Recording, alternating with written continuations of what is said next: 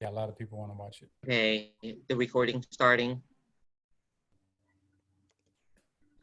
Your makeup on.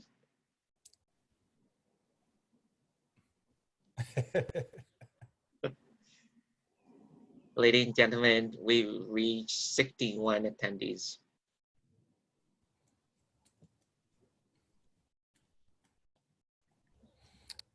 And Jean-Louis, that poll, did you want me to mention that poll in the introduction?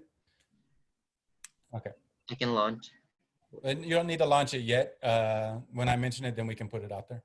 Yeah, let me know when. Mm-hmm. And the question really is, how many of you know what's the question that you posted? How many folks here have some idea what the Defund the Police movement is about? Okay.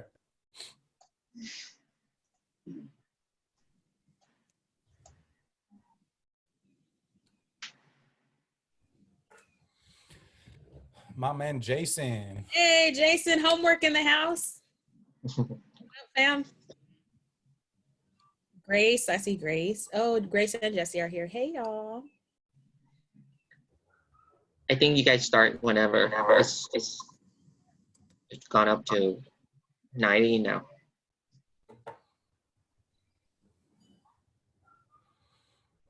We'll wait for a clean 100 and then we'll get started. There we go. Well, hello everybody, and welcome to the first of a series of political education classes that Pillars of the Community is going to be hosting. My name is Khalid Alexander. I'm the founder and president of Pillars of the Community. And you know, we're kind of excited. This is our first Zoom political education class.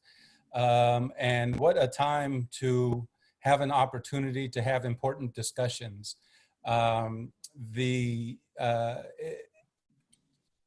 You know, the current uprising and the current unrest that we see throughout throughout the United States, and frankly, the protests of support that we see happening in other countries around the world, is, you know, one of those moments where we're clear that we are actually living through history. And that the question that I have as we're watching this, is it going to be a historical moment that we look back in the past and feel that we weren't able to capitalize off the energy and off of the momentum? Or is it going to be something that's led to real sustainable change and beginning to create a country that lives up to the ideals that were never meant for Black and brown people? But the moment we decide to start asking for those and decide to start demanding those rights, I think we'll begin to see real change. And so I'm cautiously optimistic about what the future is going to hold. So there's a number of narratives that are out there. One of the narratives is all of a sudden all of these Black and brown people and white allies are all upset because of the brutal murder and the suffocation and the torturous death of George Floyd. And people are already upset about the murder of Breonna Taylor. But I think really what's happening and why this conversation is important is because it's actually a reaction to years and years and years and years and a constant struggle to address the ways that police treat our community members on a daily basis. One of the most profound things for me watching these demonstrations has been the shock and the reaction that people have when they say, I can't believe that the police are attacking peaceful protesters. And I can't believe the disrespect and the way that they're treating them and bullying protesters and doing all of these things. The irony, of course, is this is exactly the way that they interact with young Black and brown boys and girls in our community every day. Being thrown up against walls, being beaten, having rights denied, being spoken to disrespectfully. Those are norms in what we've been doing for a very long time. And I think what these demonstrations have done is that they've outed the police departments and their actions and their real attitude towards the people that they're supposed to be here and protect. So we reached out to a few of people who are close allies to Pillars and close friends of mine and said, hey, you know what, we'd like to have a conversation. So as all of our political classes are at Pillars of the Community, we don't have a specific ideology that we're trying to push other than shit is complex. And I think there's a lot of complex issues that we're dealing with when it comes to police, when it comes to the conversation around defunding the police and what that actually means. So this is meant to be a conversation, and we have some amazing panelists that are going to be a part of that conversation. And so I look forward to being able to host that.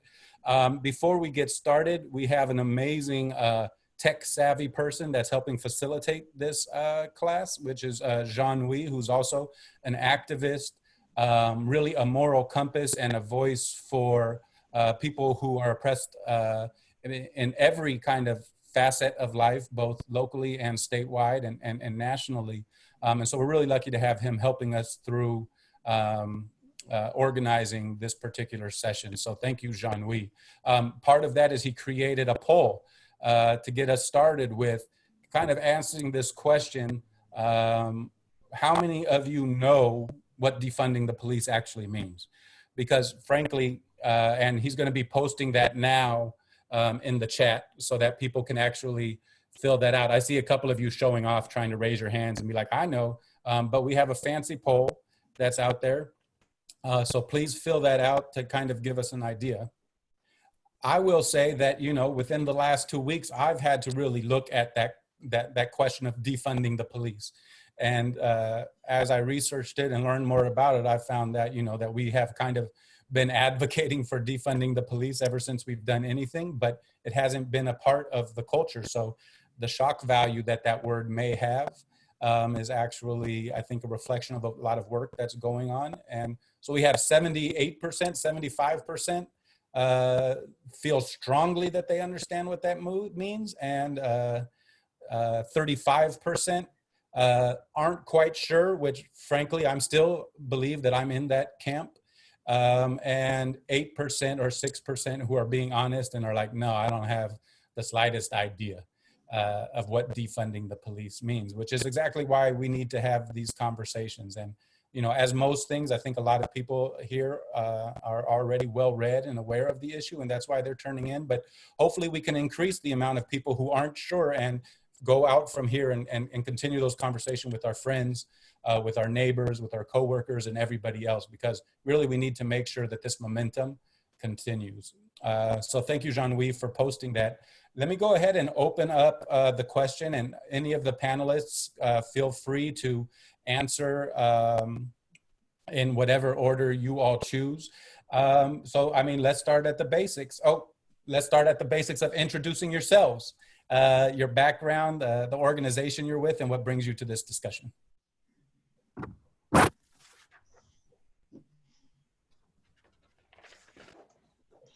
Oh, I'm unmuted, so I guess I'll go first.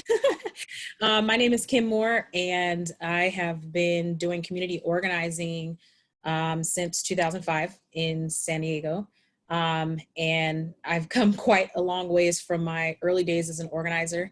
I make no issues stating, you know, I was previously a reformist. It's still embarrassing to say that, but it's true. That's a part of my organizing history. Thankfully, I have grown out of that and moved to abolitionist practices. And I've been calling for defunding the police since 2013, I think, was when I first started understanding that police were serious issues and we could not reform them. I get down with Pillars. Pillars is that's my political home. That's the home team. That's Squad. That's who I organize with on a grassroots level. I just love all the work that we do and the things that we've created. And I'm here, obviously, because this is an issue that I'm wholeheartedly invested in. Last year, I started calling out to other organizers in San Diego to pull folks together so that we could actually create alternatives to police here in San Diego. So it's not something that's new to me. It's something that I have been invested in for quite some time and want to continue this work. I lean heavily on radical Black feminists of our time and past, and the Black liberation movement, who have also been pushing for abolition and defunding police for many, many years. It's not a new concept, but something that work that we're continuing to pick up and do. So that's a little bit of my background. My gender pronouns are she, her, and hers. And we need to make sure that we're normalizing gender pronouns in our work as well. And I'm happy to be here.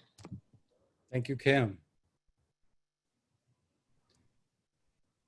All right, I'm just going to call on people because I know that I've been one of those people who sits there in humility and waits to be last. So let's go ahead and move on to the one and only true pillar of the community, Leila Aziz. I just knew he was going to let me go last. In my humbleness, my name is Leila Aziz. I began community outreach work probably around the age 25 with a Youth at Work program where I knocked on doors all over Southeast, pretty much every single door, and really got to learn my community, got to learn how to activate and organize within my community. That later led to more social service work though. So I went to case management, then program management, then director of operations, then a national director for youth offender programs, that's what they call them, and prison reentry programs. So I helped usher in some of those programs that I can stand before you right now and let you know they don't work. The successes we had in those programs were based on us not adhering to what they claimed was evidence-based research, which really wasn't, and really look at the more community aspect of building power and building self-determination within our community. In 2017, I left my job. Before then, I had become pretty much, I knew I was on a road that was not going to end the way that I wanted it to end, and my legacy could not be based on that. And that's when 33 Black men were arrested, and numerous of those youth were in my program. And when I found out that they had Facebook pictures, and that's why they were arrested, I knew reform didn't work, as Kim said. Things changed quickly. And I met Khaled, I joined the board, and then I later left, and I'm doing some of the most inspirational work that I've ever done. Thank you, Leila. Let's go with Lili Serrano, please. Our comrades and friends from up north, the place that much of San Diego has forgotten. Yes, thank you, Khalid. My name is Lilian Serrano. I have been in this fight for human rights for many years. I started back in high school, totally aging myself, but about 15 years ago. Most of my work and my time over the years has really emphasized or focused on advocacy around immigrant rights. But I just want to kind of make it clear that my long goal or long-term goal has always been human rights, right? Because in my community, you know, specifically Latinos, Mexicans living in the US have been now for generations suffering of a lot of human rights abuses in the hands of police, abuses in the hands of immigration enforcement, abuses in the hands of our own educational system that neglects us as a community. So currently my work is, like Khalid mentioned, focused in North San Diego County. So I live in the city of Escondido. I have been there for, it's close to 10 years now. The whole time, really just kind of putting up a fight against the collaboration between our local police department and immigration enforcement, but also taking that a little farther into how do we decriminalize our community. I'm currently also working with Universidad Popular, which expands our work throughout the region. So yeah, happy to be here. Thank you, Lili. DJ Kuttin Kandi.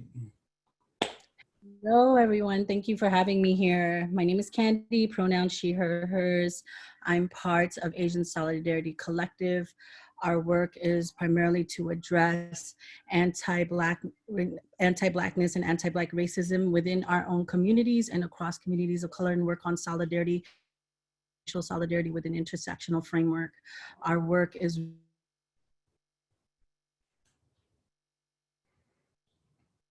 Their work is so powerful, it freezes the system. It don't want me to speak. Goodness. Apologies. I don't know where y'all heard me from, but our work as Asian Solidarity is to address anti-Blackness and anti-Black racism, and to work in solidarity with Black, Indigenous, people of color across communities of color and cross-racial solidarity, as well as with an intersectional framework. So for me, I'm here specifically to highlight the importances of my own positionality as an Asian American, as a Filipinx, what it means for me to support and to be in solidarity in Black liberation movement, as well as what is abolition to me. I've been an abolitionist for as long as I can remember. Anything that I say is nothing new, and we all know this. The work that I've been rooted in is off of learning from folks that I grew up with, and learned my own organizing work from stemming from home in New York City to people like Rosa Clemente, and learning and watching the work of Malcolm X grassroots movement, to folks here in San Diego, learning off the work of Yuri Kuchiyama and Grace Lee Boggs. So that's where I'm rooted from.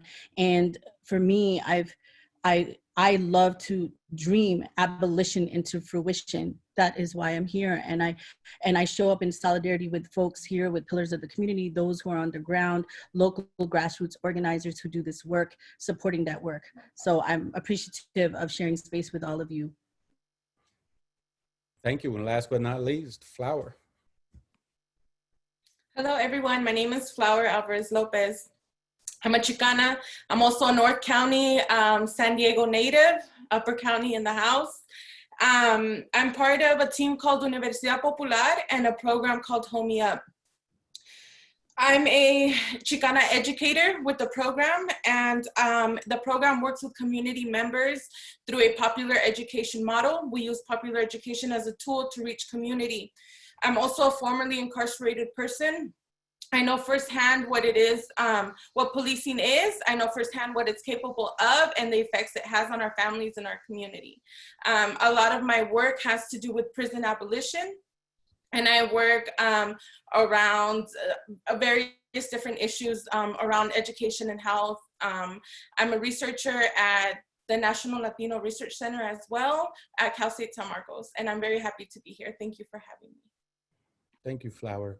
Yeah, and I can't express the amount of awe that I have and gratitude that I have for being connected to such an amazing kind of panelists and all of the work that you're doing. You know, we've had the opportunity to work closely with Homie Up and Universidad Popular up north. And, you know, it's always an empowering and inspirational experience to go up there and see the amazing work that you all are doing, really on a grassroots level that you don't often see with an amount of people that you don't always see. So please, people, look up Universidad Popular and Homie Up and all of the work that they're doing up there. Kandi, you know, your presence speaks for itself and the Asian Solidarity Collective and the amount of work that you all have been doing over the last year or so, again, makes me feel bad that we're not doing more, but we always appreciate your solidarity. And then, you know, Laila and Kim, you all are family, and so I'm not gonna go into too much praise, you know I love you. So let's go ahead and get right into it, because I think when we talk about defund the police, there's really a lot of confusion about what that actually means, because on the front end, it sounds really revolutionary and it sounds very radical. And I think that it can be revolutionary and radical, but it doesn't necessarily have that type of connotation. So I wanted to open up to the panel kind of that question of what does defund the police mean to you? Lili? Yes, so for us, we have been doing work around defunding law enforcement for many years now. We see this as a very good strategic tool, right, in which we are able to arrive to our goal. For us, it's very important to clarify that defunding the police or defunding law enforcement is not their end goal, right? That's not where we end. That is just where we start. Because what we want to do is really get rid of this current system that we have, a system that was not designed for people of color, right? A system that was actually, has been inflicting harm in our communities for way too many generations. We want to stop it. We want to kind of pause, reset, and start all over again. And we want to start in a way that it's inclusive, in a way that actually gets us closer to public safety. Public safety is not equal police. Police is not equal public safety, right? We need to start rethinking public safety. Public safety means the public feels safe. And who's the public? All of us. And what does safe mean? That all of us have a chance of thriving, right? So we need to start rethinking public safety, and defunding the police is a very first step to start getting there. So once I ask the question, I'm not going to continue to kind of like, because again, I want this to be a conversation. And so a conversation with one another, a conversation. So rather than, you know, talking points or particular thing, let the conversation begin. Okay, I'll jump in. Defunding the police is defunding all law enforcement, all law enforcement bodies. That's the police, that's the sheriff, that's immigration, that's the district attorney, that's the jails, and that's the prisons, and how they all intersect. It's looking at the allocation of billions and trillions of dollars that go into law enforcement federally and statewide and locally, and looking at where the harm is. And instead of a punitive system, looking at a system that looks at where's the harm and let's heal people. It's a restorative and transformative, and it's based on communities knowing what's best for them and reallocating those funds to ensure that we can provide those services. And I have some ideas, but we can talk about those later.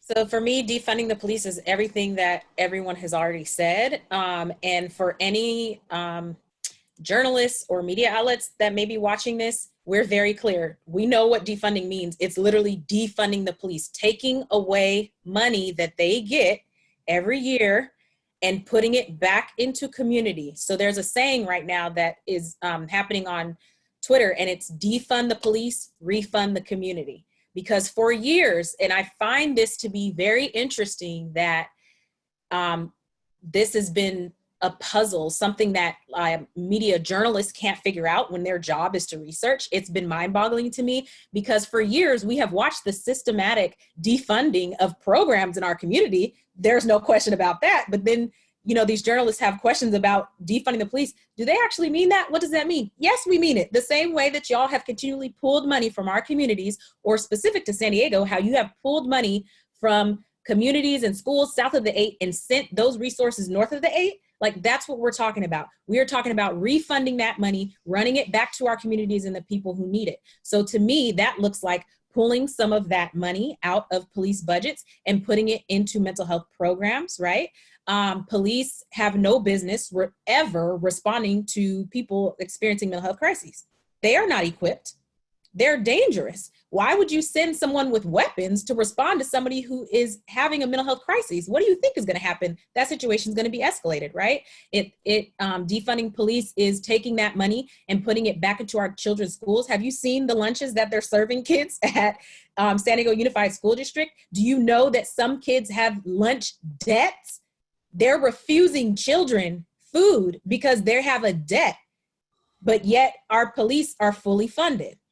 That looks like pulling money from police and putting it into substance abuse program, because addiction is real and we should treat it as a health issue, a public health issue, which is what it is. Why would we send police to respond to issues like that? That to me is what defunding police means. It is pulling money out of their budget, their oversized budgets, might I add, because they're very large, and putting that money back into our people. When people have homes to go to at night, they are safer. When parents can find adequate childcare that's affordable, that won't put them in debt, them and their children are safer. So when I'm talking about defunding police, I'm talking about pulling that money. We just don't want to pull the money for pulling money. That money needs to go somewhere. It needs to go back into our communities, because all of these things make us safer. These social services make us safer than police responding to these crises that are happening or that people may experience. And we also, if we really want to be holistic about it, we would be talking about, because I know everyone's number one concern is, well, if we defund the police and then eventually abolish them, which that's me. Hello, I'm that person. Hi. We need to abolish police. But they think if we do that, well, then what about killers? What about, these people that go out and harm people? But my question to you would be, shouldn't we find out what leads people to that behavior first and address that? Because it sounds like something's not right. And if we're actually addressing that, then we wouldn't need police to respond to these things, because people wouldn't be out here, participating in these kind of behaviors. So we really need to meet the whole person in our community from top to bottom and address the things that are in deficit because our communities have historically been defunded from. Well said.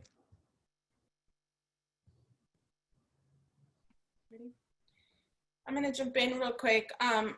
The way that I find that I understand defund the police is really when I look at it through a divest invest framework, right? When I look at you divest funding from the police and you invest that funding into community infrastructure, right? Community-led infrastructure.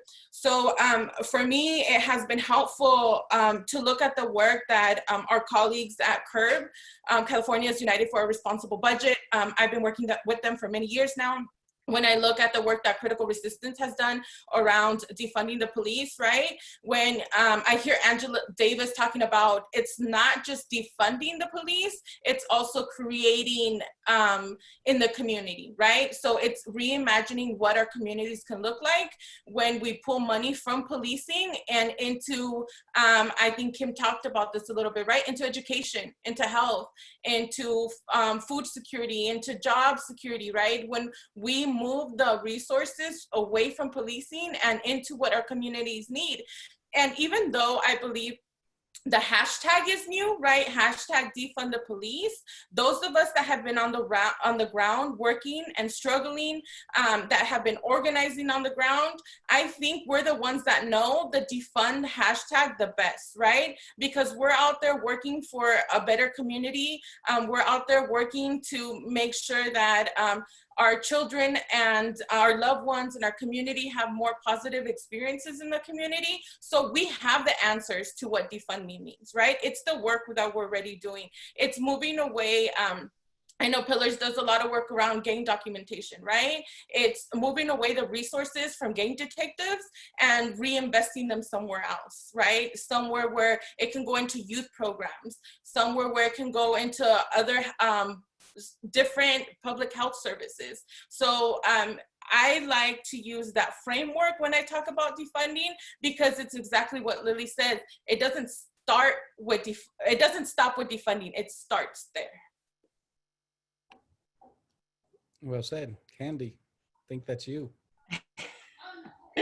I mean, I echo and lift up what everyone's saying. Like, and I don't really want to repeat that because I really think to the idea of defunding is also envisioning anew, building anew, because the question calls to mind for me, what does it mean? What are we replacing it with? So we can't talk about just the defunding part because it's just the start. So for me, when I say I dream abolition into fruition, it's going to be beyond just defunding the police and moving towards that. So there's also work in our own communities on what we need to do to build anew, to replace what this system has never been designed for Black, Indigenous, people of color communities. So what that means is really understanding those alternative models and to paint and create it ourselves. This gives us the self-determination that Laila talked about. It gives us the agency and the autonomy and the power, building the power in our community that we have the power to do that. And people in the communities have been doing that long before. Like, we all know that even in our own Asian communities, we cannot count on the police, that we have to count on each other. So there's a couple of understandings in what that looks like. It means that we have to build our relationships.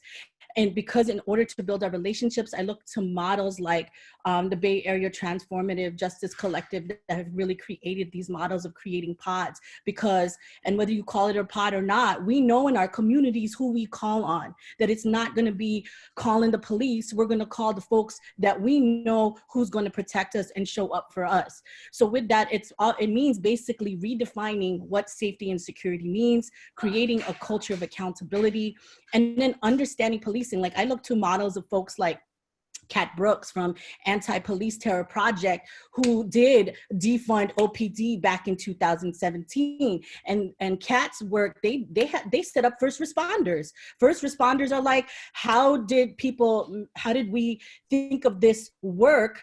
How do we protect our folks? How do we show up?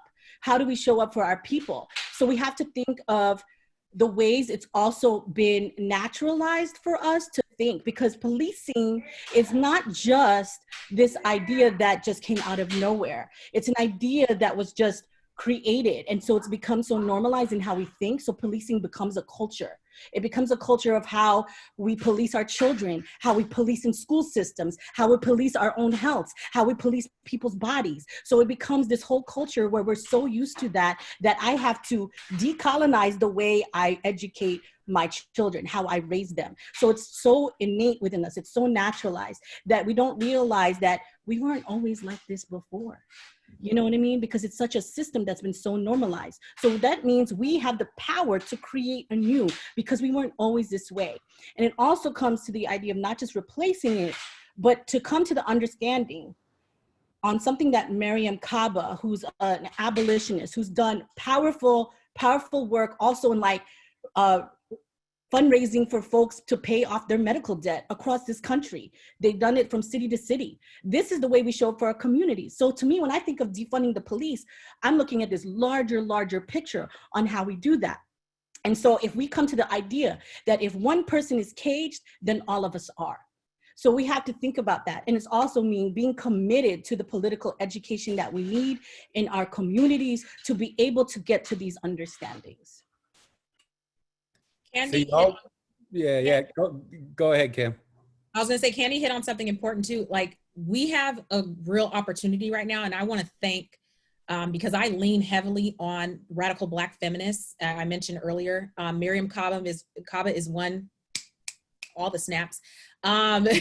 Angela Davis, who everyone knows or should know about, has been an abolitionist and doing abolitionist work for quite some time, as well as Ruth Gilmore. So I want to elevate those names. There are plenty others now too, some young, Charlene Carruthers with BYP, like there's so many. But I'm saying that because I am who I am now because of their own practices and politics. And Kandi, what she said just reminded me that, you know, we're in a moment now where we should be dreaming. Black women told me and encouraged me to dream and dream big. And I want to relay that to you all, because while we're saying defunding the police and pulling money out of police budgets, we can go further. I mean, why should cops be allowed to have administrative leave where they're still being paid? Why are they still being allowed to access their pensions after they're slaughtering us, right? Like, these are more options and more things to think about when we're talking about defunding. You know, we should be making cops liable for misconduct. Who do you think pays when they beat somebody down or kill someone and then that person sues, which they should, they rightfully should sue? Who pays for that though? Hi. Like, why should we continue funding that? That should be something that comes from the police themselves, like pull it out of their pensions, right? So I wanted to say that, and I thank you, Kandi, for what you said, because I don't want folks to just think linearly like, oh, defunding police is only about pulling money out of their budgets, but we need to be hitting all these different things. Pensions, administrative leave, all of these things we should be talking about in the spectrum of discussing defunding the police as well. Yeah, man. I mean, as some of you all were wondering why I invited these people, man. You know, these are my teachers right here. And so if I wasn't so busy listening, I'd be taking notes, and I can't wait to watch the recording of what's happening. For those of you who are listening, we are also have a list of some of the people that they're referencing. So we're trying to create a list of the names that they mention, and some of the organizations that we'll also post. So I kind of put that on Jean-Louis. So panelists, as you're mentioning those names, you might want to just, when you have 2 seconds, type those over to Jean-Louis, and so we can have that list for everybody who is listening in. Because again, this is meant to be a conversation, but unless we are educating ourselves individually, and unless we're leaning upon the rich kind of history around prison abolition, around defunding law enforcement, and all these other conversations, you know, it's going to be talking points. And in order for a movement to be sustained, in order for a movement to create real systemic change, I think we have to have real critical thinkers who are reading, who are having conversations, who aren't offended by questions, but really willing to dig in to the sorts of questions that we're asking about now and that our panelists are asking as well. So when it comes to critical thinking, you know, I think a lot of us, as the defund the police movement has been popping up, and this, not everybody has to answer this question, but if you feel comfortable, please do. You know, we recently had a city council vote where our city council overwhelmingly voted in support of the mayor's budget, which had an increase to the police budget. And I think that came as a shock to a lot of people who had been, you know, particularly those who had been advocating for defunding the police over the last couple of weeks, and perhaps not as big of a surprise to those of us who have been, you know, fighting to defund the police for, you know, much of our lives. But could you all kind of talk to your response to the city council's vote on, what was it? Was that Monday? To the city council's vote on Monday that had, you know, frankly, a very kind of amazing response and attention by people who normally don't pay any attention to the city council. So if you all could respond to kind of your reflections and your thoughts about that vote, that would be, I think, informative for us. One of the things that I took away was I am so extremely proud of the young organizers who put that together and the work they put into organizing something historical. I'm honored to know them. I'm honored to have, I got game from them. As far as social media, I was like, how do you guys have 10,000 people on Instagram? What do we have, like 300 colleagues? But we're out here, but still these young people have it. They need to help us. But, and just looking at that, looking at politics themselves, I wasn't astounded. I wasn't surprised or shocked. I was more there for the campaign and the movement and the building. And knowing what they had started, they started it with such force that it can't be stopped. Disappointed, I was disappointed. I was disappointed in myself for having so much, for believing so much that something like that could be done without the background work we know that we have to do. But most importantly, it made me step away from the political kind of view of it and go back to my roots, which is grassroots community development and community building. And I don't know how they're gonna use legislation to make me human. That's gonna come from the streets. That's gonna come from our day-to-day. And starting to really look at, like my Nigerian brothers and sisters, the Igbo, and how they have relieved themselves of the state, because I'm colonized. We are a colonized people. Everybody on this panel, we are in colonialism right now in America, and that's why the police deal with us the way that they do. And how have some of our African and some of our South American brothers and sisters dealt with that colonialization are the lessons, the Zapatista, the Igbo, and they're there, those real life tangible lessons, and how we're gonna then build on that to get us where we wanna be.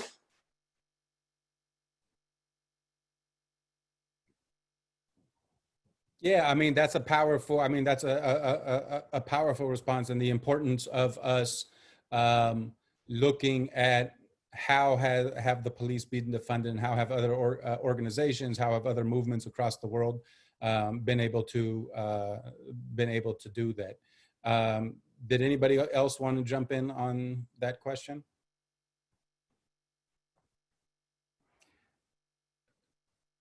So, you know, I will say that our councilwoman, Monica Montgomery, somebody who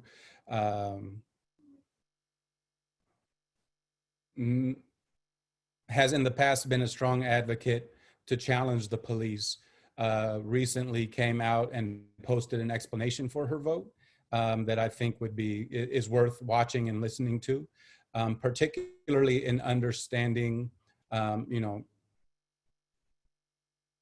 what needs to be done in order to move forward for real, true systemic change. And so I encourage people to look at her recent conversation there with the community and kind of the points that she's bringing up in that.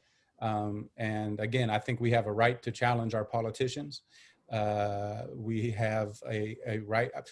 Frankly, we have a responsibility to challenge our politicians. And if if we aren't there watching, if we aren't there having our voices heard when they do things that we disagree about, well, you know, I think we've kind of fallen for the okie doke, because we have a politics in the United States where we're told, you know, if you don't vote, you can't complain, which is, first of all, is ridiculous, whoever came up with that.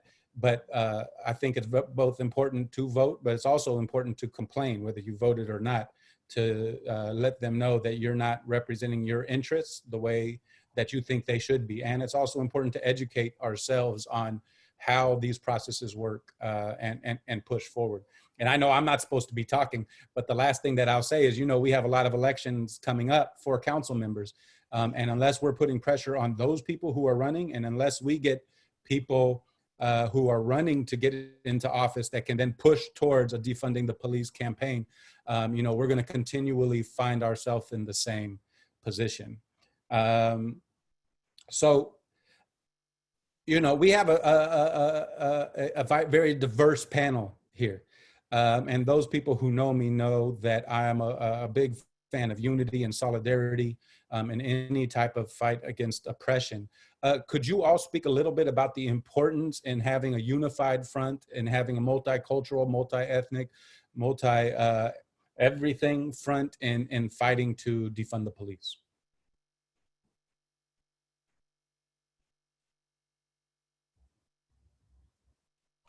Call on someone, call it. Kandi. Oh, man. Well, I mean, I think, and it's such a hashtag phrase, you know, our freedoms are bound together. But to me, it's more than that, because I follow that leadership from Black folks who've said that and who continue saying that, because I believe that to be true. I also want to remove myself, because a lot of folks that I'm seeing, especially in Filipinx communities, tend to lift up like, well, we owe our lives to Black liberation movements. And I think that's important to understand that, yes.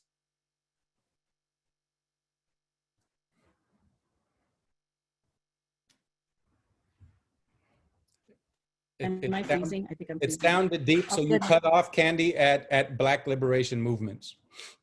Yeah, and our work has, our freedoms are tied through the Black liberation movements, indigenous communities. However, I also think that because I believe in humanization, I believe in justice, I believe in the freedom of oppressed peoples, I believe in love, not just any love, revolutionary love. And if I love my folks, and if I love my siblings, it must remove itself from a transactional lens that reinforces individual capitalism idea that we owe and indebted to our lives, to our freedom, because folks of color, Black folks have showed up together. To me, it's about the simple fact that I love our folks, I love our people, and this is about doing this together in solidarity for all of our freedoms. If I believe in collective liberation, that means I believe in solidarity. It means that I believe in our collective power and our collective action to get there. And we cannot have solidarity when we don't do that together. So to me, it goes beyond the idea that we are owing our lives to people. No, it's about justice. It's what's right. It's about humanization. It's about solidarity. It's about the very fact that revolutionary love means I show up for my peoples. And that's where we need to be. And yeah, we can talk about the fact that Asian folks in this country, Filipino folks in this country, where there's 3.5 million Filipinx immigrants living on this land. We have 800,000 more who are undocumented Filipinos in this land. We also have had here locally in San Diego, Dennis Carolino, and then we had Toby Diller, who were killed and shot by the police. All of that needs to be lifted, but we aren't going to get to freedom. We aren't going to be getting to that freedom when we keep on reinforcing models of criminalization. So in order to even understand anti-Asian racism,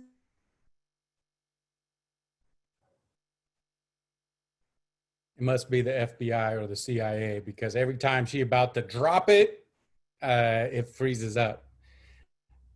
Does anybody else want to jump in?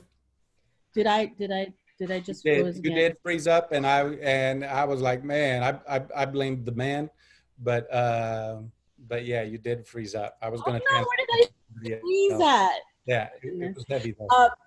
but it's coming to the understanding that in order to talk about anti-Asian racism, the deaths of our own people, is to understand that anti-Asian racism, as said by folks like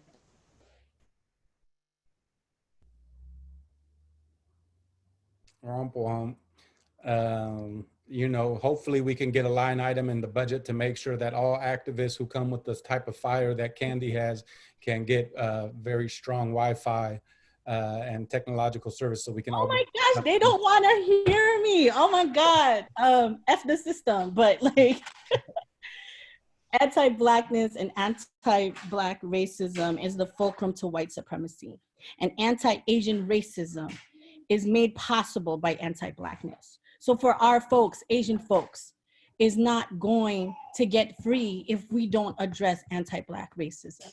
So it's coming with that understanding, but also revolutionary love. Powerful, thank you. Flower.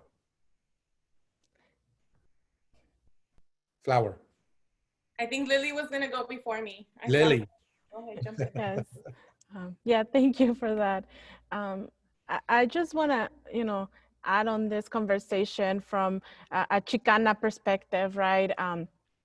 That the fight for, you know, for liberation, it's really rooted, or fight for liberation is really rooted in what Leila mentioned earlier, right? We're all colonized people. My people has been fighting colonization for over 500 years, right? And part of that colonization included this sentiment of anti-Blackness, right? We were taught to hate people that look a specific way. And within my community, that hate was so rooted that we started even hating each other. For us, the conversation around anti-Blackness also has to start with recognizing that a lot of us who have roots in countries like Mexico and Central America and parts of South America actually have roots that descend from folks who were brought to this continent as slaves, right? So we do have Afro-Latinos, we have Afro-Mexicans, and we have people who are Black and Chicano, right? And that is within our community. So for me, like, that's where we start, recognizing our own folks who are dealing with both, right? Like, we have a lot of Black immigrants, just to give you an example, right? Who are dealing with having this uncertainty of being an immigrant, of you being an undocumented immigrant in this country and being Black, right? So for us, we start there, but it doesn't end there, right? Because we also have, like Kandi mentioned, right? Like, all of us who are not white have benefited from this liberation, or the fight for from Black leaders, right? Because when we are fighting against a system of oppression, we have to understand that it's not just those who are fighting who are going to benefit from it. It's all of us, right? When we are talking about rethinking public safety, right? Like, when we're thinking about defunding the police, when we're saying we're going to put money into our schools, just to give you an example, we're not saying that money is only going to go to Black kids or only going to go to brown kids. We're saying our schools, our whole system is going to benefit, and every single kid that touches that system will benefit. So for us, or for me, like I was saying, I'm coming from a Chicana lens to this, and for me, I have to start with understanding that where that anti-Blackness comes from, and start de-learning it, right? And learning new ways of thinking and seeing the world. It took over 500 years for my community to be where we're at right now. It's gonna take a long time to go back, but it starts right now. It starts today. It starts with my generation, right? And also starts at home. I know I have been having a lot of conversations with my own parents, Mexican immigrants that don't really speak English, who have been taught, like everyone else, that when you see a Black person, that they are the other. I start home, right? Having those conversations with my own family, and confronting the anti-Blackness comments and jokes and all of that, that unfortunately happen everywhere. Thank you, well said. I also want to add to the conversation of solidarity. I also come from a school of thought of Chicanos, right? I believe in self-determination. I also believe, meaning that our communities are the ones with the solutions, that we don't need saviors. I've spoken at different panels to different white allies and white friends, and I've told them, right, that we don't need saviors. We don't need folks to come into our communities to save us. We don't need sympathy. We don't even need empathy. What we need is solidarity. So that word solidarity is very key and important, because even though Lili and I are here on this panel as Chicanas, we are in solidarity with the Black Liberation Movement, right? We are in solidarity with folks that are oppressed. We're in solidarity with the Native American movement. That is very important to understand, that we're not going into anybody else's community to save them or to be the saviors. We work within our own communities to make change happen. Yes, thank you. I don't want to reiterate what's already been said, because there's been a lot of great things, but I do want to highlight this. One of the reasons I think it's critical that everyone is invested in this, one, because anytime, well, let me say it this way. When Black people get free, everybody else gonna be free. Everyone else's liberation is contingent upon ours. Anytime Black people have gotten even an inch of success, everyone else has benefited from that. But I also want to say it's important that everyone be invested in this, because we need to ensure, that's one of the better ways to ensure that no one is left behind. When we're organizing, we need to be making sure that we're including folks who are at the margins within the margins, right? Like, for example, Black trans people, they're also being killed by police, but we don't hear about it. Media doesn't report on it, or those stories get swept under the rug. And I think it was the National Coalition of, anti-violence programs that reported that transgender people of color, I think, were 6 times more likely than white folks to experience violence by police. That needs to be talked about. We need to be uplifting Black trans folks, but also centering them in these conversations and making sure that they're involved in this work. If we're not all working together, we are going to leave key people out, and it's not right. And it works against everything that we're trying to do now. So that's another reason why it's critical that everyone's invested and engaged in this work and this fight, so that no one gets left behind, especially the folks living at the margins within the margins. Laila, you look like you had something to say. Am I misreading? No, I didn't. I was just, as the panelists were speaking, I was reflecting on how in San Diego for 2020, we spent almost $9 million on the gang suppression unit. And historically, what the gang suppression unit has done in our communities, and we're abolitionists, but even trying to meet folks who are just on reform part of the way, we have to have an understanding that all of the things that the reformists are saying we need to do have been done over and over and over. And that includes coffee with the cop, or that community policing. And some of the gang injunctions out of Los Angeles came directly out of those community policing programs, where business owners and homeowners were against the actual community members. And they really wanted to go after the Mexican vendors there, but couldn't generate enough to give them those infractions. So you had the Playboy Crips get the gang injunction in one of the areas that didn't have the highest level of crime. So we're looking at the politicizing of our pain and the criminalization. So this $9 million in San Diego for people that come into our homes, that stop us on the streets with no probable cause, who fill out field information, who take pictures of our kids who are 13, 14, and 15 years old, whose sole job is to come into our community and an oppressive slave patrol manner. And defunding an institution like that brutalizes our community. 1988, Los Angeles, they went into the projects, they arrested 1,500 gang members, and I think only 100 of them where they had a conviction stick. So that means 990 something, my math isn't great tonight, but a whole lot of people were harmed that had no criminality going on, and that's still going on in our community. So why can't we take $1.2 million out of that $9 million and hire people from our community that go in and talk to young people? Because it's not about gangs. It's about getting our young people out of the cycles of poverty and trauma and substance abuse and have them work daily with our kids. That's only $1.2 million. Why don't we take another $1 million and invest in what Kim was talking about on us all being community responders and having an infrastructure when there's mental health issues, we can come out there. Kim has been on the ground building this for over a year. So coming together, making sure our community gets the training. Why don't we look at using those evidence-based models that work for us, from the credible messenger and Flor and Lili, there's a Spanish word, but it's for health workers. These are evidence-based methods of people that live in the community that can knock on doors and help people. The gang suppression unit itself is a colonized first plan of attack against Black and brown people to put us into prisons. And every gang law is racist. So why don't we start there? The word is promotoras, and other communities also use líderes comunitarios, which translates to community leaders, right? Training and empowering our communities to do the work that social services does, that researchers do, and that police do. And that's critical, because just consider in San Diego alone, how many folks, I'm about to name some folks, I hope they don't get upset with me, but how many of our own people have intervened and saved people's lives? Tasha Williams is a great example of this. Tasha has gotten so many calls when people are in the middle of a mental health crisis or a DV, incident of domestic violence, and she shows up on the scene and de-escalates, and she keeps those people safe. No police involvement.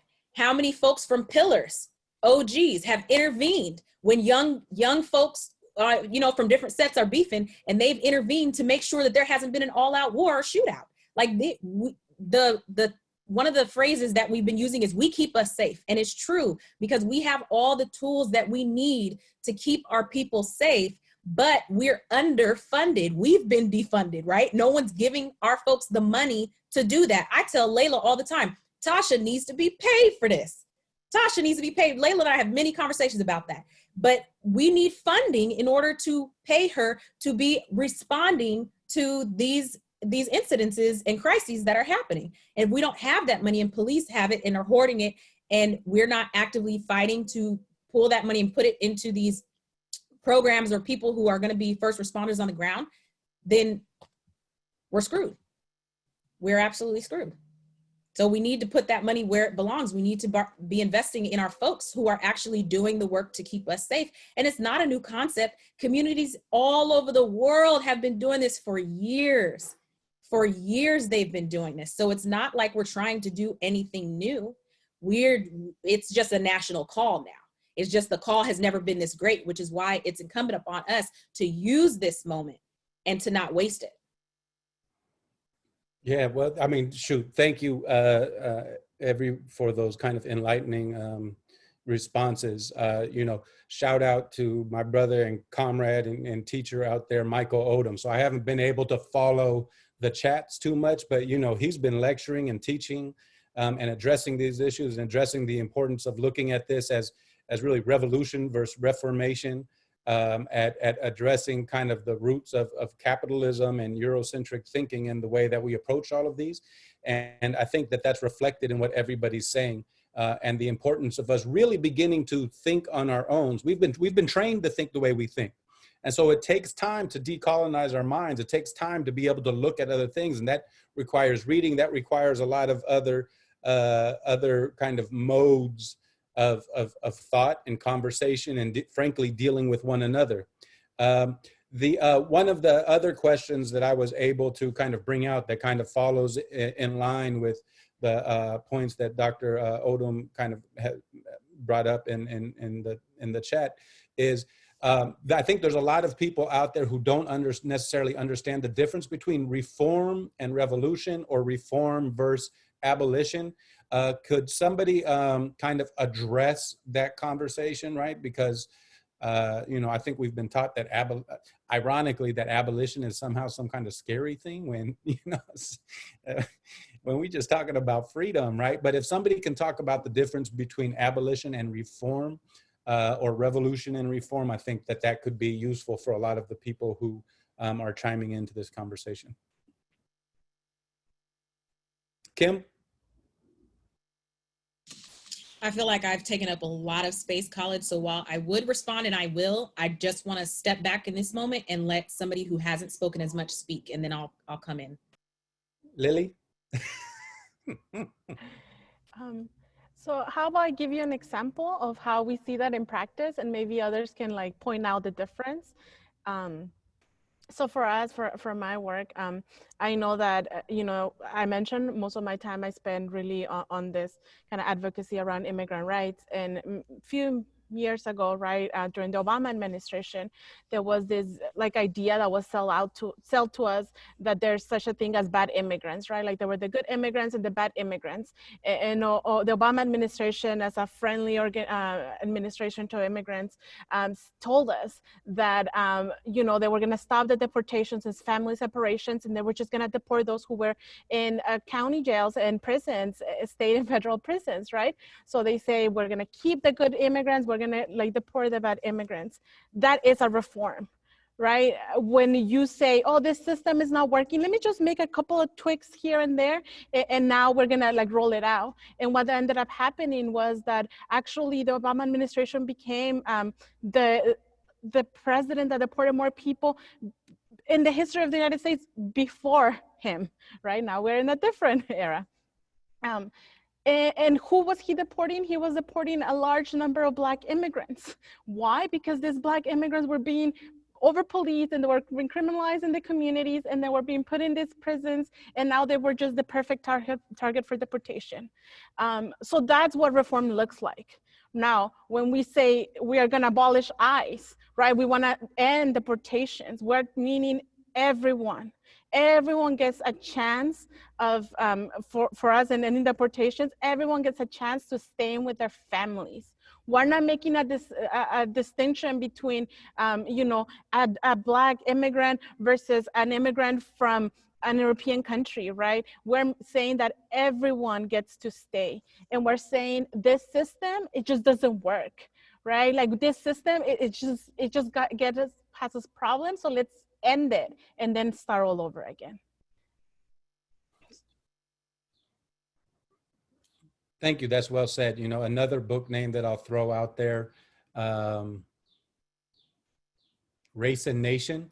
I can't remember the author, but it talks about how the concept of race and the concept of nations actually came about kind of in the same way for the same purposes, and that both of them are kind of created constructs in order to control, in order to oppress, in order to hold down, and in order to benefit a very few elite. So, you know, borders aren't natural.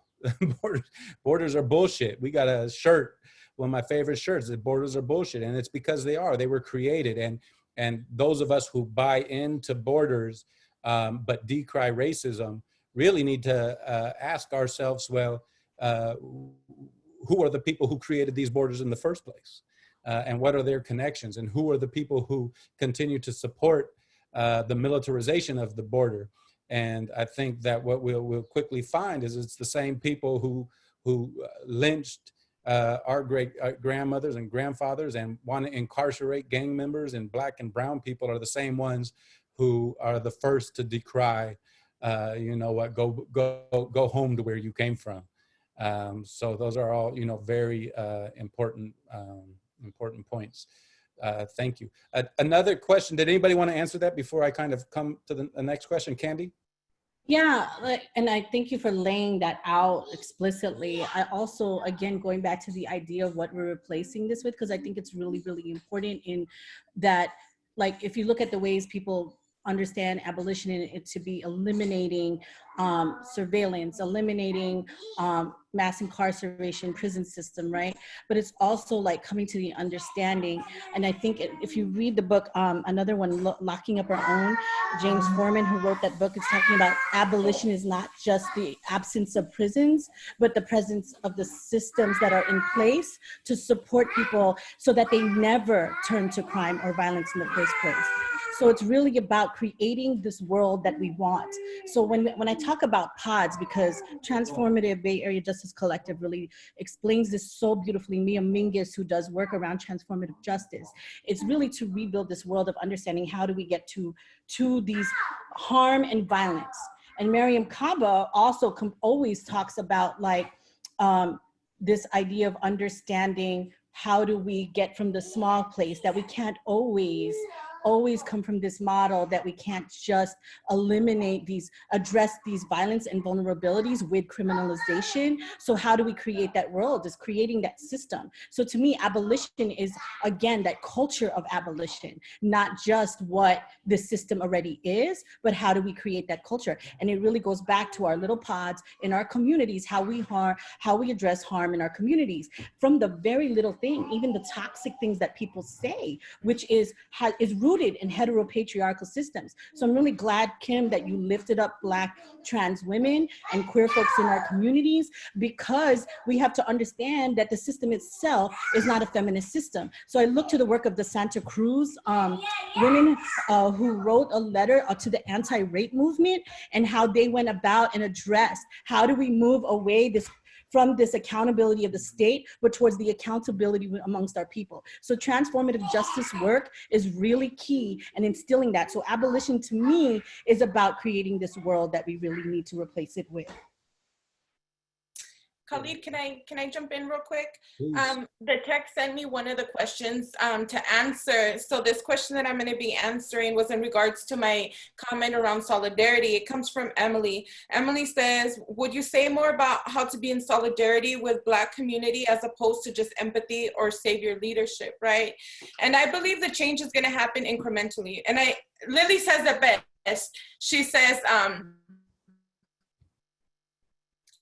with the decrease in budget instead of the increase, right? We can start there. It's also going to take a bottom-up approach and a strength-based approach in our communities to start creating and reimagining. We're going against a system that maintains the status quo and protects power, right? That's what we're up against.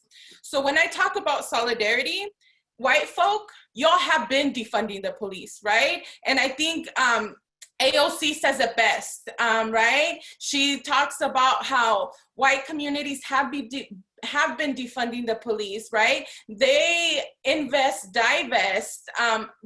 divest from policing and into making sure that they have the top schools. They make sure that they have the top sports programs. They make sure that they have the top health services. So when we talk about defunding the police, AOC did recommend looking at models that come from white communities, right? Because it's already happening. So when I talk about solidarity works, it means that white folk need to start in their own community as well, right?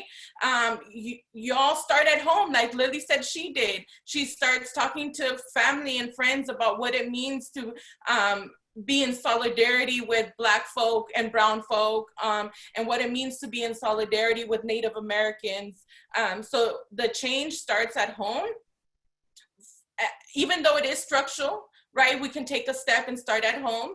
And I want to emphasize the part about the savior, right? There's a lot you can do in your own community.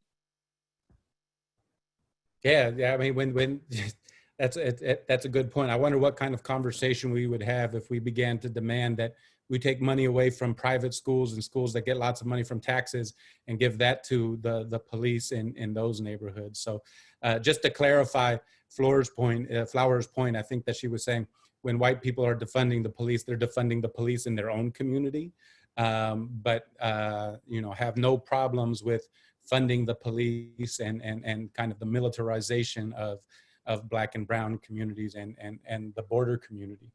Khalid, yeah. I wanted to speak really quickly to the reform conversation that's happening, because as you know, as many of you may have seen or known, a platform called 8 Can't Wait was released, which is filled with 8 reforms that are horrible because the majority of police departments already implemented them and they're still killing us, right? So to put things into perspective, the history of policing is critical when we're talking about abolition, right? And we need to understand how things started and why they were formed. And so policing in the North was about protecting goods and materials and shipments of things, right, and property. And in the South, it was about maintaining control over enslaved Black people, and they were known as slave patrols. Well, they went from slave patrols to police. That is the reform. Police have been reformed. We're experiencing the reform now. So I'm saying that to say that this is a prime example of why reforms are terrible, are not good, and they just don't work. And we should all be moving towards an abolitionist framework.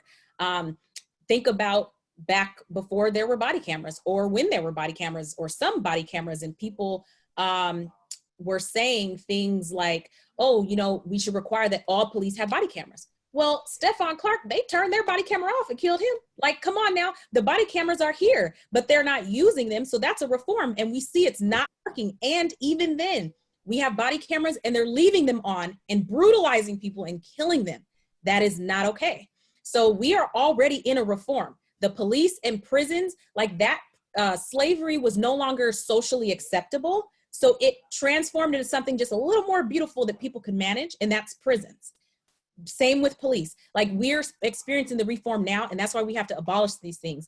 And I know that 8 Can't Wait has been lifted up a lot, and so I want you all to know that there is another platform developed by radical Black feminists and other Black folks who are deep into abolition, and it's 8toabolition.com. Everybody should be on that site, plugging into that platform, and that's the platform we should all be adopting and carrying and uplifting. And it's okay if you don't know, you know, or understand abolition. We're all learning. I have never arrived. I'm still, even though I've been talking about it since 2013, I'm still very new, but that's what this is for. And that's what our community is for, so that we can continue to have conversations about that and talk about ways that we our own selves can become abolitionists, excuse me, and how we can encourage our community and bring our community to that place as well.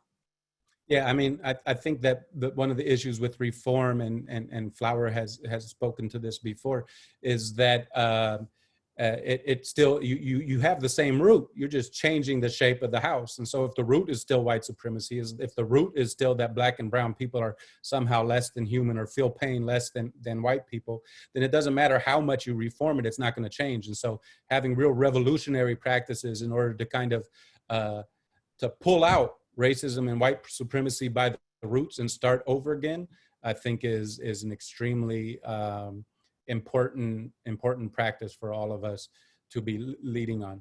There's a couple of questions. I mean, the problem is you all say such amazing things that I lose questions and start thinking in other directions. Can we talk a little bit about the role of police unions? This was a question that popped up in the chat a while, and how police unions and lobbyists, what role they play in this conversation around defunding the police. If I remember correctly, I don't think that police unions existed until 1968, and that's when the first unions were created. The police historically, besides slave patrols, worked to suppress and oppress workers and to stifle any union building. They murdered hundreds of thousands of people who were just trying to get a livable wage, a basic work day. That was their job. And then they became a union because they saw the benefits of being a union. And I think it's criminal that the police department can call themselves a union, period. An association of criminals, I'm okay with. But they did that in order to utilize the basic worker structures of a union to increase budgets, and then have membership where they can then pay politicians to do their bidding and to create laws that oppress us as people. And we have politicians of color who accept this money, and then they make sure that they never go past this very weak attempted reform. So we never have true change. And I think that's an issue. And the police officers, people who are here to create force and are the state's basic dogs for Black and brown and poor and non-white immigrants, they should not be able to even lobby. I think that's criminal within itself. I believe that the structures of their contracts are within themselves hurtful and harmful to people. And the fact that as an officer, I can do a crime and then I can sit and watch the crime on the body camera or whatever before I even talk to an attorney. And then I can talk to my associates, my partners, the other officers, and make sure all of our story is straight and we get it together. Wow. And we expect something critical. We expect fairness to come out of these things. And basically, there's no reason for the police except for to oppress people who are not rich. And that's why we have a person who told us abolishing the police was ridiculous, and then she went to a BLM march today, and that would be Barbara Bree. That's the kind of tone deafness that we have to deal with. And I'm with you, Khaled. How do you reform? I don't want to reform slavery anymore. I'm done with it. Can we please let it go? Yeah, and you know, I think it's an important point to make that while we were disappointed in every vote on the city council, with the exception of Chris Ward, I think there was also only one council member who actually called for increasing the police budget even more than they were already. And so hopefully people can do their research and see who that person was as well, and hold them accountable also in the voting booth.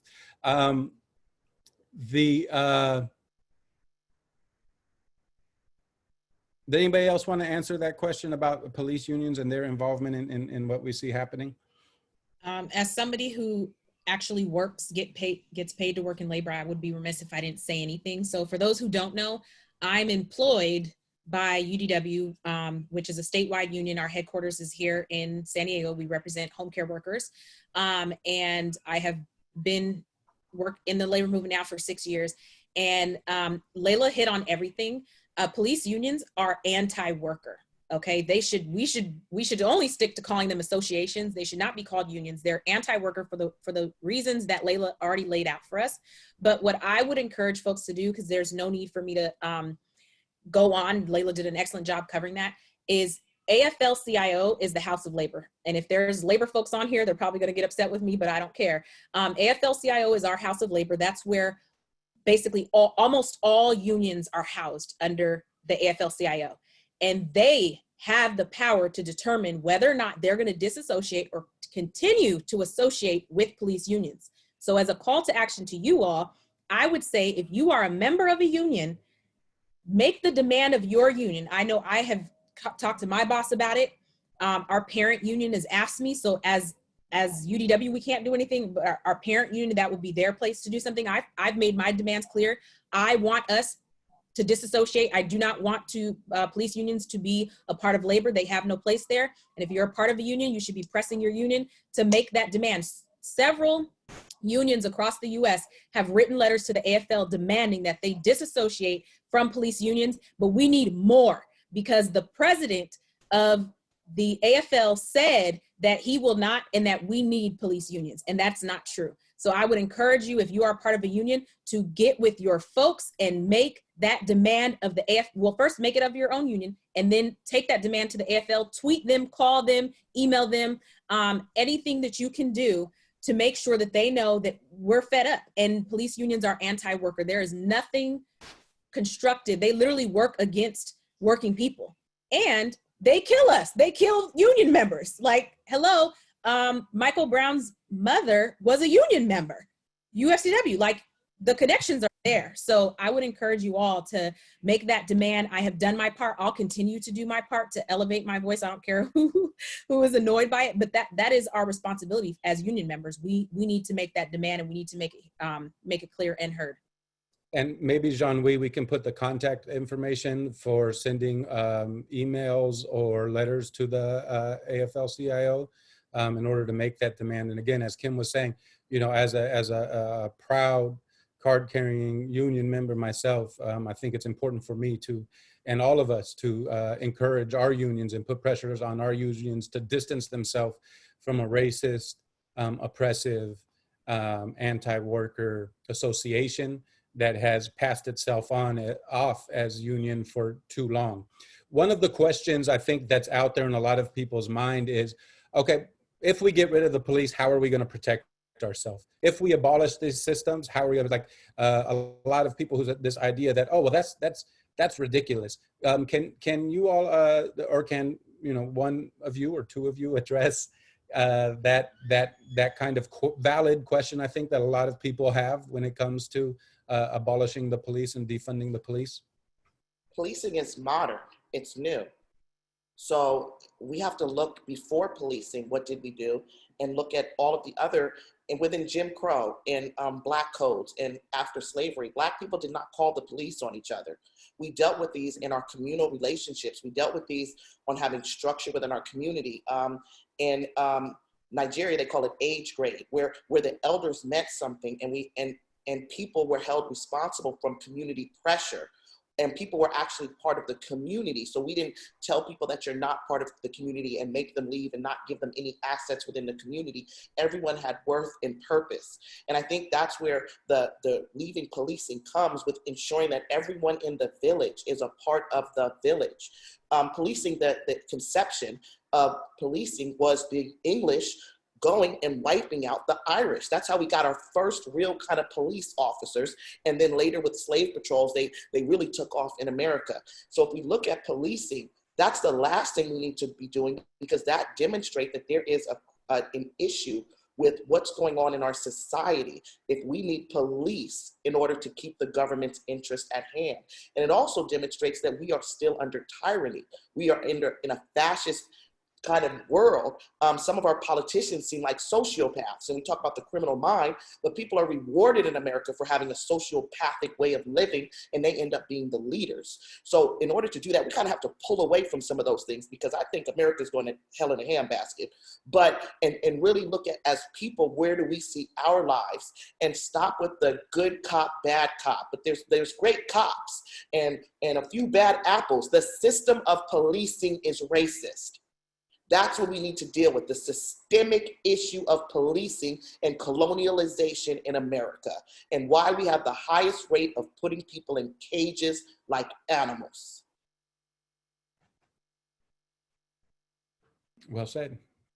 Anybody else want to jump in there, or can I kind of go towards our wrapping up? So if all of you can take a time, and one of the things about our political education classes that we try to emphasize is always ending on time. But if we end up going over a little bit, that's all right. But if you can all speak a little bit to how does kind of defunding the police overlap with the work that you or your organization is currently involved in, but also talking about how people can get involved in that process. I think there's already a few people have kind of thrown out ways that you can get involved, but if you can also talk into how people right now can become more involved in the efforts to efforts to defund the police, but two, to create systems in place for, as that process is happening, that we all are also thinking about in creating alternative systems of government or governance of our own people. Kandi. Here we know you can call me.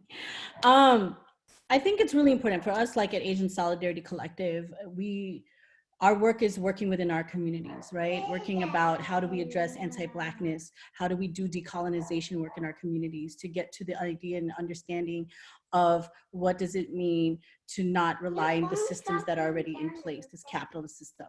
So that's one portion of it. The other part is when we get to this place of these concrete understandings and foundational understandings, is to then do the work in showing up, but more than just that, like how we do it in our everyday lives. Like when we're trying to get to our own freedom, we got to be really intentional of how that impacts other communities. And I'm not going to do it at the expense of Black folks. I'm not going to do that in the expense of other brown folks. I'm not going to do that at the expense of any other oppressed lives. So for example, like even when the anti-Asian racism was at its climb and started continuing to escalate, like people are calling, Summer Stevens, who then puts out a report, hate crime hotline. And I was like, no, we're not doing that. Our organization was like, we ain't doing that. So we put out a statement encouraging people to look at AFCON, which is Asian Pacific Policies reporting hotline, and not going towards a reporting site by Summer Stevens, who's super problematic, the DA, in always targeting Black and brown folks in San Diego. So this is the work that we have to do. And even when we thought about with this larger San Diego API coalition that has recently formed due to these anti-Asian racism, when we're trying to work towards our own resolution to address COVID-related anti-Asian racism, we were really intentional to make sure that we don't put law enforcement in that piece, because we think about those things. This is how we show up, even as we try to attain our own challenges and addressing our own things in our communities, and these maybe more within these systems and these structures that exist. But it's also about all of these items that we're working within these functionings, as well as how we work within our homes. So Asian Solidarity Collective is really rooted in that. And then we're unpacking some difficult conversations, how we're complicit, how we don't show up, and then having to show up with other folks in our communities, and how do we do the work of solidarity building across. So this is the work that we do at Asian Solidarity Collective. And I was hearing you, Khalid, like, you know, I like, we have a long way to go. We have a long, long way to go, but we're here and we're learning. We're here to learn every day. So that's what I believe in our work in our own communities for Asian Solidarity Collective and beyond that, throughout our Asian American communities. Right on. Flor?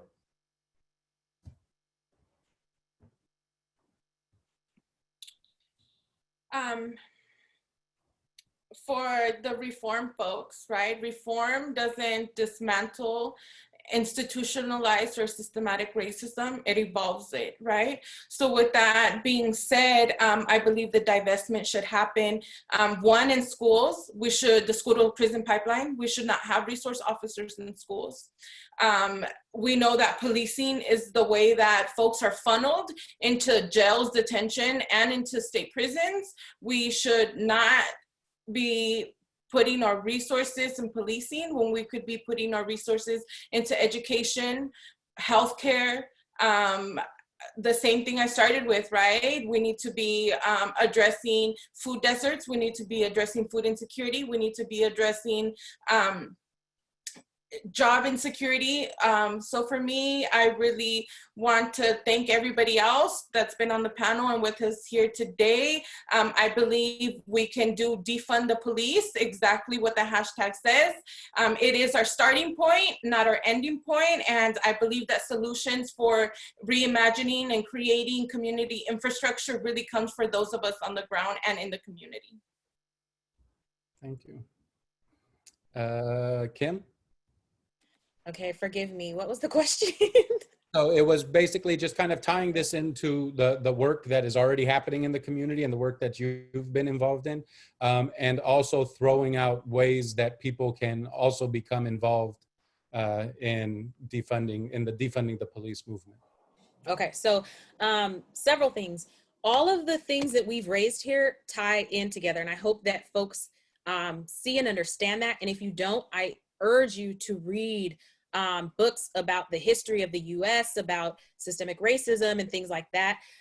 Because like something that blows my mind, I think about it often, is like, why do police have these big old budgets here in San Diego when Barrio Logan has some of the worst cases and rates of asthma and people presenting at emergency rooms with asthma flare-ups? Like, that's an issue of environmental justice. But we are not actively addressing it because we don't have the money. Like, there's no money going to organizations who are doing that work, right? Like, all of this stuff, all the things we've talked about, we need to make the connections of how they're all intertwined. And honestly, y'all, all of this comes back to capital.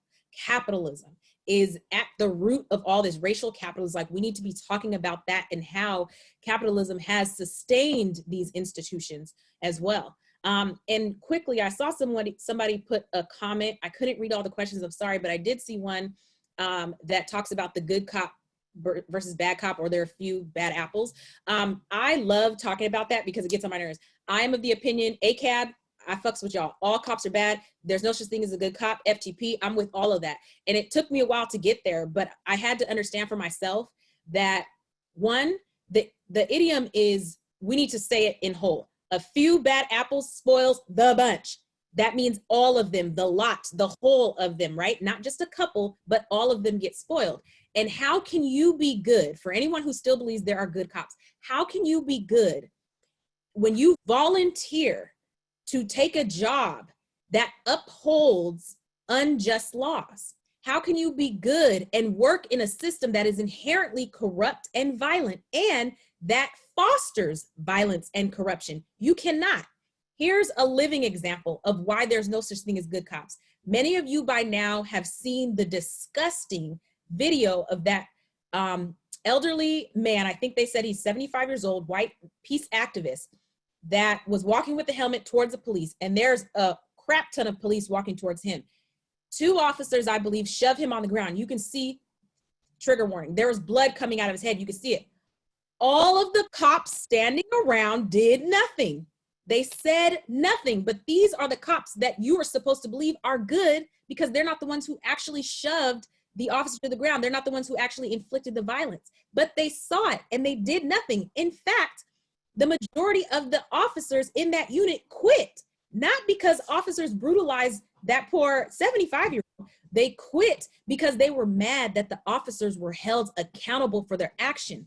You cannot be good working in a corrupt institution like policing. It is impossible. There is no such thing. This is my own opinion. There is no such thing as a good cop. They do not exist. And I stand on that wholeheartedly.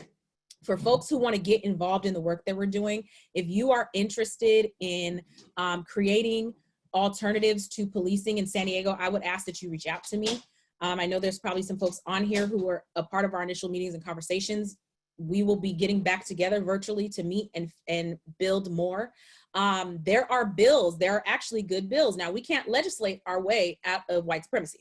We can't, that's just facts. But there are good bills that could support the defunding of police. One of those is the Crisis Act, AB2054. That bill is a pilot grant to fund communities who are developing models and alternatives to police, excuse me. So we being UDW, we're sponsors of that bill. Several other of our comrades across the state are sponsors of the bill, and I'm sharing it because if you're an organization, you need to sign on to that letter. If you believe in Black liberation, if you believe in a world without police, sign on to that letter. Get plugged in also. For white folks who might be on this call wondering, you know, I've heard I need to do anti-racist work, I don't know where to go. SURJ is your home. That is your political home, okay? SURJ stands for Standing Up for Racial Justice. They are a group of white accomplices and co-conspirators, okay? Notice that I did not say allies because we really need to move folks out of being allies and into co-conspirators and accomplices. You need to get plugged in. Our girl Blair runs SURJ. That is your place to do the work that you need to do so that you can start showing up in a real way for not only Black folks, but other people of color in San Diego. So white folks, look up SURJ, S-U-R-J, San Diego on Instagram, Facebook, Twitter, reach out to them, get plugged in. Kandi is sharing her information about her organization, so I will not talk about that, but there are definitely ways to get plugged into the work. If you know me, if you don't know me, find me on one of these social medias, not on Facebook. Reach out to me. I will point you in the direction that you need to go. And I'm sure other folks on here can share how to get plugged in as well. And apparently SURJ has a like a member orientation that's happening this weekend. If you just look for SURJ on Facebook, that's S-U-R-G, you should be able to find that and get involved. Kandi? Okay, now I'm like, what's the question? So the question is just tying it into your work. And again, some people have touched on some of the things, tying it into work. How can people who want to be involved in the defund movement, how does that tie into the work that you're already doing? And what are some of the resources or, ideas that you have for them to get involved? Okay. I've mentioned the Asian Solidarity Collective. The work that we're doing now and moving forward is just showing up when you do mad coalition building. You know, we need more folks to join Asian Solidarity Collective.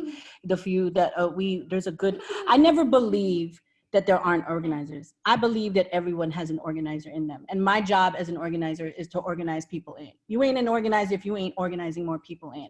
That's my job, to get more folks in the movement, because we also know that burnout in our work is real, you know, and I know this firsthand as someone who has gone through heart surgeries, you know what I mean? So I think like that's the work. Join our organizations, join all the organizations, and then do that cross-racial solidarity work. There's mad folks doing a lot of work around addressing anti-Blackness within our Asian communities, and that's good. I think it's important to have these conversations, but I also believe in working with the grassroots organizations that we already know that exist, that are out here, who've been doing the work. Join those organizations. And if it's not for you, then create your own organization. But I think we need to be really grounded in our politicization. We need to strengthen and sharpen our analysis. We need to work at doing that. And that means not just our individual learnings, but I learned my organizing work by building with others. And that means strengthening and building our relationships.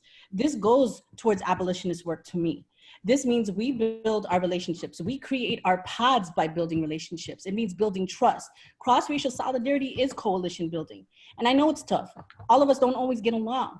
But if folks, like when we started We All We Got mutual aid, is because we all we got. Mutual aid is abolitionist work because it's about justice, not charity. It's about solidarity, not charity. Mutual aid is ways that folks learning from Black Panther parties that showed up for each other. People in Puerto Rico that showed up for each other when the hurricane happened. People been doing this. This is coming from indigenous roots in our communities who showed up for each other. So mutual aid is nothing new either. You know what I mean? So I think we need to really create that culture. And so whatever means and ways that you find to do this work of how do we create the culture we want to address harm and violence, doing transformative justice is real work. And it's work that needs to be here in San Diego. There are folks that do it in multiple ways. It doesn't necessarily mean that you have to create an agenda, but there's really prominent work by, I kind of dropped it here, but someone by Leila Lakshmi, a very good friend of mine who's a disability justice organizer, but also wrote a book called Beyond Survival. That's a really key book at Mutual Aid at our We All We Got. We study that week to week, every week, reading chapter by chapter on how we can do transformative justice within ourselves and in our communities. To me, that's abolitionist work because if we don't trust anybody, if we don't trust this police, we show up for ourselves and we create that safety. And that book is so good because it has tangible steps and ways that we can address harm in our communities. So those are some things that I think are good guidance in how we can move forward in creating this culture of accountability amongst our own communities. Thank you. I haven't been keeping great track, but I think the two people we have left is Leila Aziz and Lili. I'm gonna do 30 seconds, let Lili take us home. Mutual aid, Kandi, Christina, those who began that abolitionist work, we need to make sure that doesn't go away. Also, I hear my dog barking. The bail fund, you're going to see us do abolitionist work. We were well funded in our community, invested in defunding jails and prisons and abolishing police. We're going to show you what that means to us as we bail people out and we hold our community members, including ourselves, accountable through support, through healing, through conflict resolution. You'll see some of that coming out as we then eliminate cash bail, hopefully in November. And Lili says, take it to the end. Thank you. I just very quickly, I want to address a question that was sent to me around how do you address anti-Blackness in a non-Black family, because I share how I did that in my family. It kind of goes back to what everyone in this call has been saying. We need to know our history. You need to educate yourself. You need to learn history. All of these systems, you know, they were not created yesterday. They were not created a year ago. They were created hundreds and hundreds of years ago, and they were created with a specific purpose. And that purpose is to keep our communities, Black and brown communities, down, to oppress us, to kill us, to use us to build their empires. And as long as those systems have been around, and I just kind of learn the history and share with folks around you. If you're just keeping all this knowledge, that's not going to do any good. So share with everyone that will listen, everyone that will give you 2 minutes of their day, right? And that's what our people has been doing, right? And I speak for my own organization, but I know I speak for long history of human rights and civil rights leaders that as long as the systems of oppression have been around, our people has been resistant. Our people did not take slavery and they just like say, okay, hands up, take me, right? Our people did not see the white invader that came into our land and stole our land and just say, here, I'm leaving. Our people has been resistant. Our people has been educating. We have been educating each other and ourselves. Revolution has been brewing for generations. And every so many years, we have this window where we all can just go and take it to their front lands, take it to their courtrooms, take it to whatever they're at and demand freedom. We are in this window right now. You can plug into organizations that have been doing defund work for many years. We can educate you, we can bring it to them, but we're now in this historical moment. And the question is, what are we doing about it? Right? What are we all doing about it? And I hope that every single one of us in this call, I hope that your answer is I'm taking it all the way to the top and I'm dismantling this oppressive system. So I just want to end it there. Yeah, but thank you, everybody, all of the panelists. You know, one of the most difficult things about doing something like this is we have so many amazing people in the community, so many amazing organizations that are in the community that we aren't able to bring everybody on. You know, shout out to People Over Profit, who have also been doing a lot of work with this. Nadia Contreras, who's been, you know, on the front lines of this work. And anytime we put a call out, they show up. She shows up in solidarity and has really been pushing. So there's so many people, so many organizations that we weren't able to have on this particular panel. Again, this is the first in a series of political education panels. All of them are going to be around kind of the subject of, as Kim so eloquently said, fuck the police. For those of us who are, those of you who are saved, darn the police. So I hope that you can all jump in and follow along next Friday. Again, get involved. A lot of you out there are already involved. Keep doing what you're doing. Stand in solidarity with one another. I have nothing but, you know, pride in being from San Diego and being from such an amazing community that's really pushing for real, sustainable, meaningful change. Pay attention to the link or the Google Doc or whatever that Jean-Louis has been furiously working over for resources. Reach out to organizations like Homie Up, National Latino Research Center, Pillars of the Community, Asian Solidarity Convective. Jean-Louis runs like 20 amazing organizations. One of them is like something about we. It involves we. I know it has the plural in there. We the people. We the people, baby. Get involved in We the People. A little bit self-centered to name an organization after yourself, but you know what? Nobody's. Hey, who am I to blame? I appreciate everybody for tuning in. Please continue to tune in. Please continue to be involved in your communities. Get to know your neighbors.